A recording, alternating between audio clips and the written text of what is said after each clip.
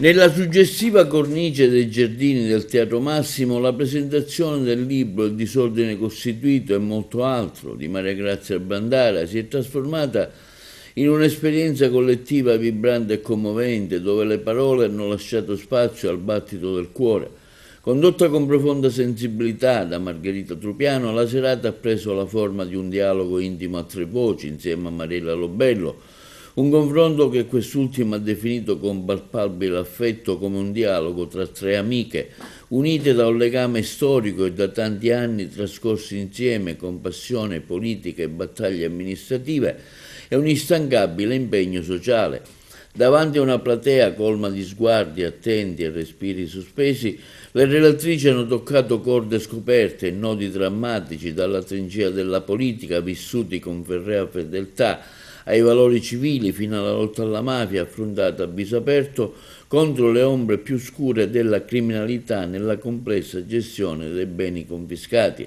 Nel racconto si è fatta strada, ferendo e curando allo stesso tempo, la battaglia più intima di Maria Grazia Brandara, ovvero quel confronto silenzioso e dignitoso contro il tumore, attraversato senza alcuna retorica ma con una devastante e nuda verità. A squarciare l'emozione della sala è stata la straordinaria capacità dell'autrice di alternare la più lucida e dolorosa serietà a improvvisi intelligenti sprazzi di ironia, specchio di un'anima che non si lascia spegnere da nessuna tempesta. Questo manifesto di resilienza è stato celebrato anche da Sua Eccellenza Monsignor Vincenzo Paglia, che ha sigillato il valore spirituale dell'opera con un intenso messaggio.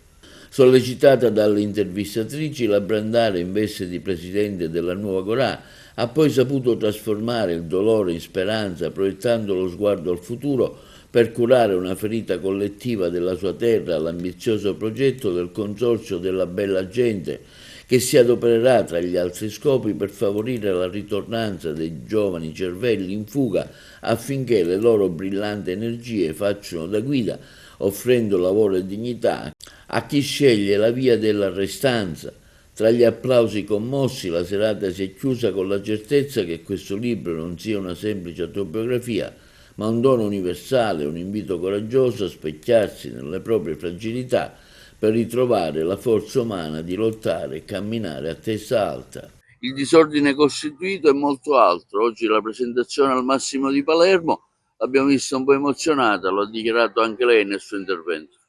Sì, perché sono rimasta sorpresa dall'affetto di tante persone con le quali ho lavorato fianco a fianco qui a Palermo e ritrovarmele qui è stato un grande gesto di affetto, di simpatia e sono stata davvero molto emozionata, ma molto contenta perché con alcuni di loro ho anche condiviso delle pagine bellissime del mio impegno qui a livello regionale. So che c'è in cantiere, lo ha annunciato, una seconda edizione, un secondo libro delle sue esperienze vissute. Sì, il mio nuovo libro si chiamerà Gli anni sospesi e sono quegli anni che vedono, diciamo così, che mi vorrebbero sospesa, ma che io sto riempendo con tante attività da portare avanti, perché quando si ha voglia di fare qualcosa veramente per gli altri, si ha l'animo netto, si dice dalle nostre parti, allora bisogna non mollare e andare sempre avanti.